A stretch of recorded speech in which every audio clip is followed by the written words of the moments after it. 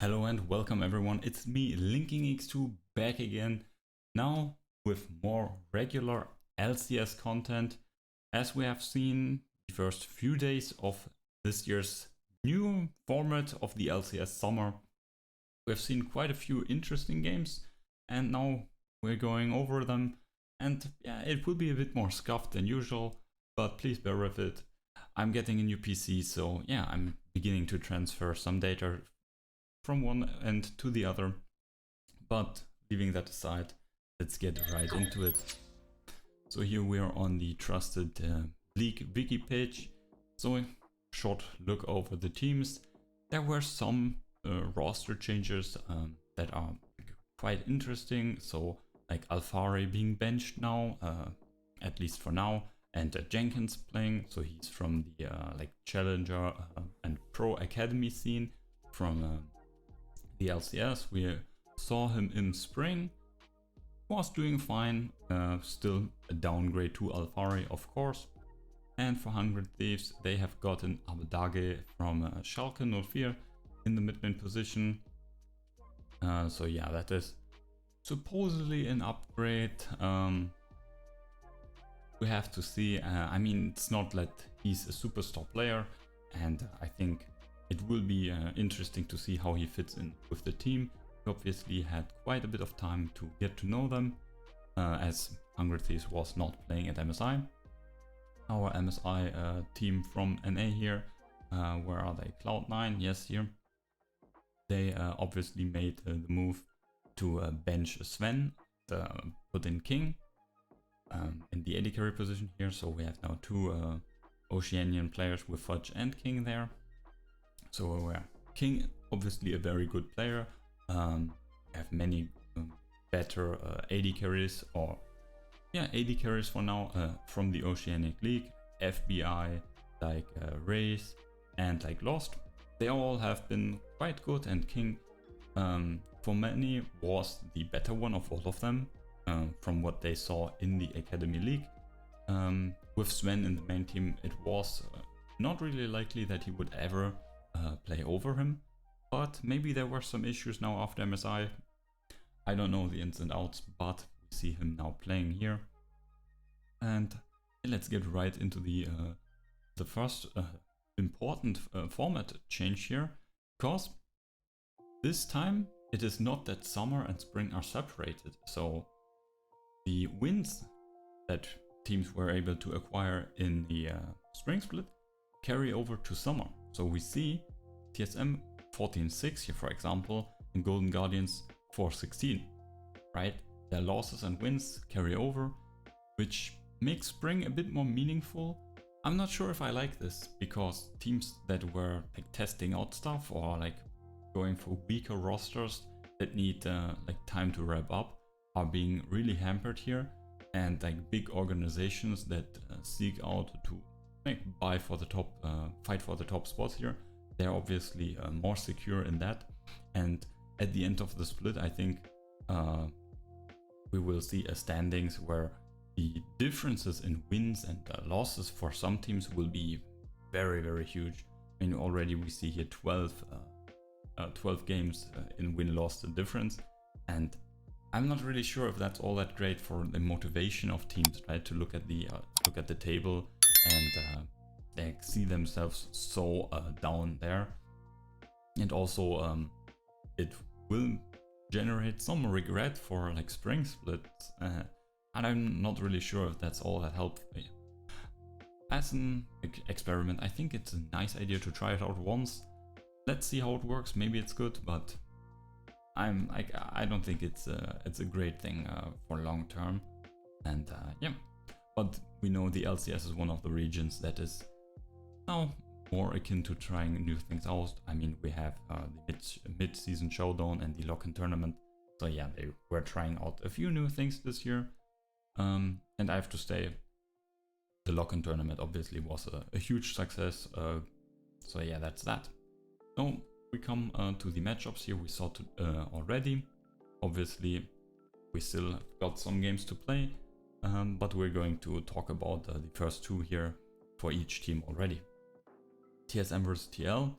Obviously TL with the new top laner is not really all that favored anymore against TSM, who with their 5-man roster had enough time now in the small off season, a small break, to prepare and train even more. So TSM winning this is not really a surprise, but yeah, something to be welcome for them. TL obviously they need to work out how they approach this summer split now with a new top laner. Maybe this is something temporary, maybe this is something for longer. I think Jenkins didn't play that bad, but obviously alphari would have probably added more to the team. Coming to the next one here, EG versus Dignitas.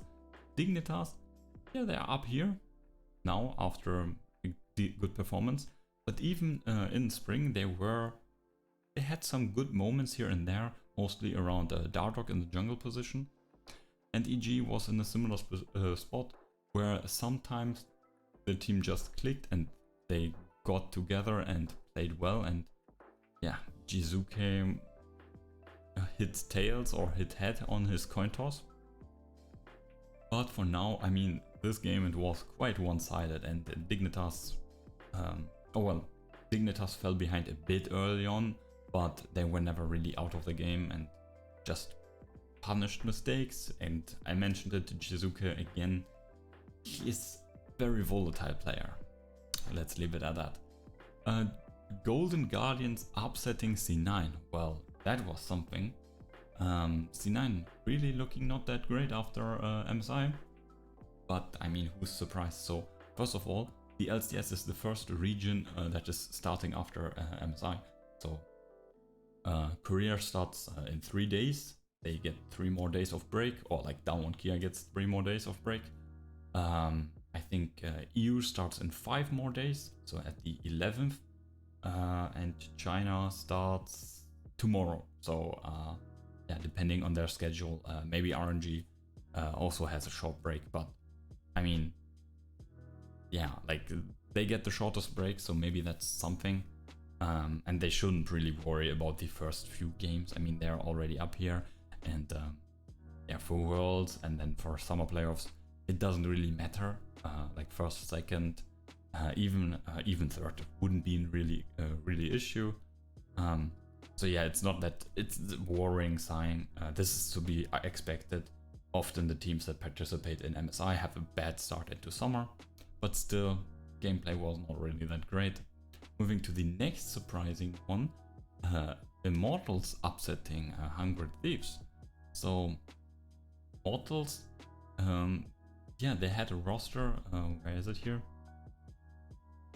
Yeah, with players that are decent or that were good at some points in their career, but are falling down a bit, right? Xerxes had some time in EU where he was regarded super strong. Destiny also in the OPL region, very highly sought after.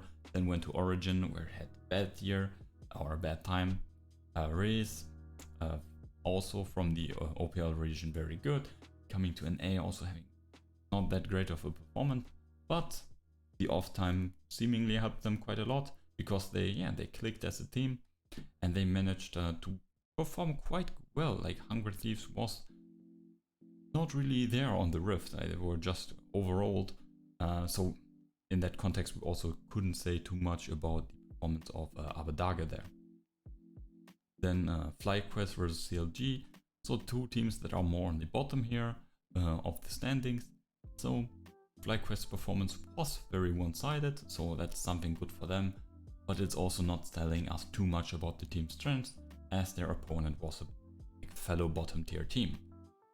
Then rounding up first day per se with TSM EG. EG again getting clubbed. So yeah, they start with the 0-2. That's a bad downward movement here. They're still in the top 6, but now with the 10-10 score from spring, they are on the brink to move up into the lower bracket here with the below 50% win rate. And yeah, not looking too good. Maybe they can catch themselves.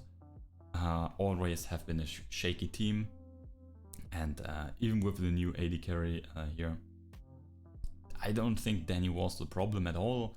I think like Impact was shaky at moments. Svenskeren was not really providing too much in the earlier stages. Yeah, they sure have something to work on. For TSM, that's nice because now this means they finished the first 2 games with a 2-0, and yeah, as you see, they solidify themselves in the top position here. Just 1 game over C9. We get to them shortly after. And yeah, that's good. I mean, TSM Spring was a bit shaky. They were at the top teams, of course, but there was always some uncertainty with the team in like key moments in the later stages. For now, it looks good. For now, we might guess that they are more stable in their snowballing, but they weren't really tested all that much, right? The TL with a new top laner and EG who is still looking very shaky. So can't really praise TSM too much, but it's a good start for some. That's for certain. Moving now to Dignitas FlyQuest.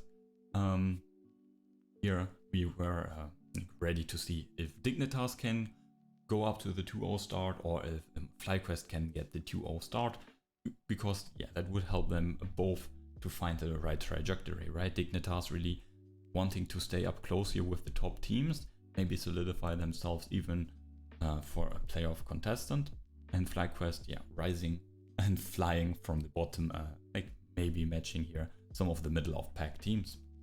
But Dignitas really clapped them, and now we saw that yeah, maybe FlyQuest's dominance against CLG was more so on CLG's fault. Maybe. But yeah, Dignitas on the flip side here can be very positive, clean and dominant games. Yes, the opposition was bad, but still that's something, and that is to be expected of a team that really wants here, I mean they're tied for second, right? That really wants to be up there and at the top. We can really, yeah, they can be proud of that for now. Continuing with C9 100 Thieves. So this was the moment where 100 Thieves gets to shine. And yeah, they caught themselves after the probably surprising loss to Immortals. They probably weren't expecting that. Maybe they weren't prepping all that much against them. Who knows? But that's what I'm expecting here for this. But against C9, they really had their number, especially Perkz. I mean, I think he went 0-7 with mid lane Renekton. Got quite clapped there by good team play from the mid jungle here, Abadage and Closer. Maybe they knew each other. I mean, they were both playing on European server a few years ago. So maybe there's some initiate synergy there. But at least that's something. And yeah, it's 100 Thieves here staying in the upper bracket. Cloud9 though tumbling down from a potential tied first place with TSM to now second place tied with Team Liquid and Dignitas. But again, it's not the end of the world, right? Because this is because they keep their wins from spring, that they are now still here on top. Considering what would happen in a normal setting, they would be at the bottom, right? An 0-2 start, they would be down here. But because of the 13 wins they got for free, still second. And then we have two another matches here, TL versus Cloud9, TL versus CLG. Even with a new top laner, it's still quite a gap of players as well. We can here look, Finn really has not found his form since Rogue. Rockstar, similar sad story, not really, never really reached his heights, even on TL since his Fnatic 2019 days. Obelter, I mean, I wouldn't really say that he's gotten that much worse, but he was always more of a facilitator than a really carry mid laner, or like at least in like most of his career. And now with like a top side that is really sinking a bit in terms of their level, Wild Turtle Smoothie, I mean they're not really getting Goomba stomped, but they got no help, right? Top lane and jungle as well as mid lane are not really pressure points that are countering bot lane pressure from the opponent team. So even if they're like stable enough, if the whole enemy team collapses on them, there's nothing they can do. And in these scenarios, usually the top lane would then get edges instead. But yeah, that's not really happening here. So yeah, CLG, they really, maybe it's something mental, which like I could expect maybe with some of their players. But yeah, 5-15, that's not looking all that good. And yeah, that's something where I think the spring results coming into here, into the summer standings, that's probably something that a team like CLG really didn't need. I mean, a hard reset for their split would probably be a good thing. So yeah, they get rolled over with this. And then the last game, IMT versus GG. So Golden Guardians, obviously they're the bottom of the barrel. So IMT beating them is not all that surprising. But if we look here at it in retrospect, so they were 7-11. So they're also not really that far off from the 4 wins. But Immortals again seemingly have found their way, and maybe they get to get another win, increase the win streak. Maybe there's something, would be a nice story for them. I mean, with the changes here that there are 8 teams in the playoffs. I mean, it's not that new of a change, but that's something. So there is always the potential chance to be in the top 8 and then continue this performance, even though their spring was not that good, right? Then let us look at the new matches that we can expect for me it's in this evening. Dignitas versus Hungry Thieves, so both ending up on a win. Dignitas obviously stomping lower teams, while C9 stomped or like clapped the Cloud9. What can we expect? Where are some strengths and some weaknesses? Not diving into too much of the details, of course, but we can see here, or we can predict that Hungry Thieves, as usual, will use their newfound strengths in the mid jungle to attack something here at Dignitas with Soligo. Not really the best player, but Dardog on the flip side has been really popping off, really dominating in his games. So maybe that's something here Hungry Thieves uses to neutralize Dardog's effect.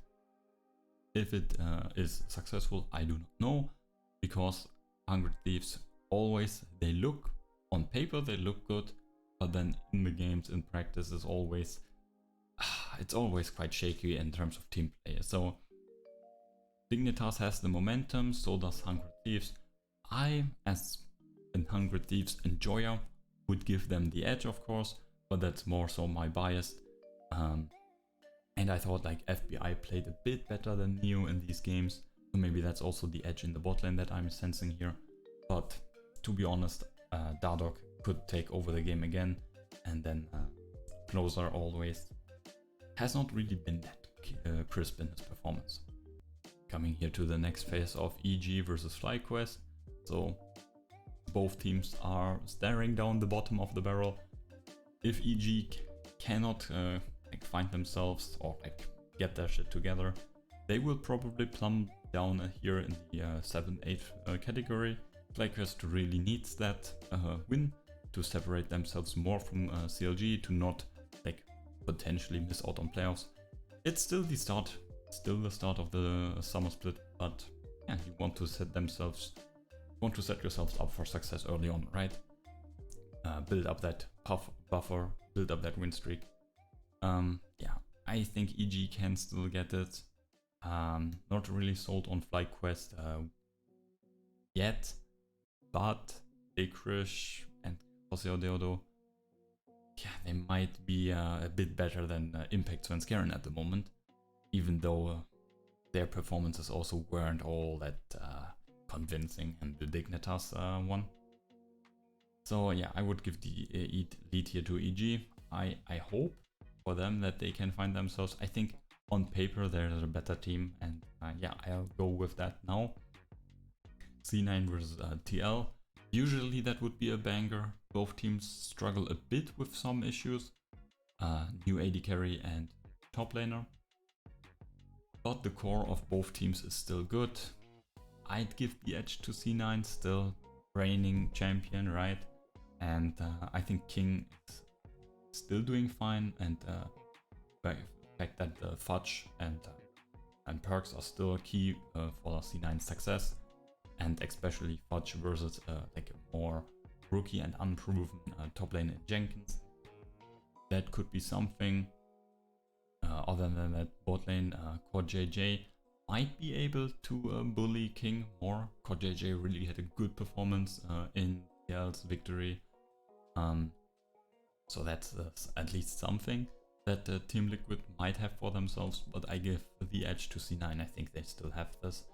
TSM Golden Guardians, I think that is, don't have to waste much time. I think TSM is on a good roll, while Golden Guardians is not really on one. It's just a gap in any position, in all positions actually. And then momentum also favoring one team very highly. TSM will probably end 3-0 this first week, first day, whatever. And lastly, CLG versus IMT. I think that's a sad story for CLG and a good one for IMT. I think IMT will beat the next bottom tier team here, or like the next weaker team, and use them as stepping stones to approach evil geniuses. Maybe they can tie them, right? If EG would lose to FlyQuest, they would be tied with Immortals here. That is something that IMT is looking forward to. CLG on the other hand, right, they don't want to fall further behind FlyQuest. They want to somehow grasp onto this 8th place here, but it will be very hard, and I don't think. So, here, that's it for today. It was a bit different than my usual content, but I hope you liked it still, going over some its and bits here and there. Yeah, so that's it for today. We see each other next week, probably with the new PC, and yeah, there's a whole bunch of new content then on the horizon that I'm then capable of doing with a bit more power. Yeah, but till then, wish you all a great day. Till next time.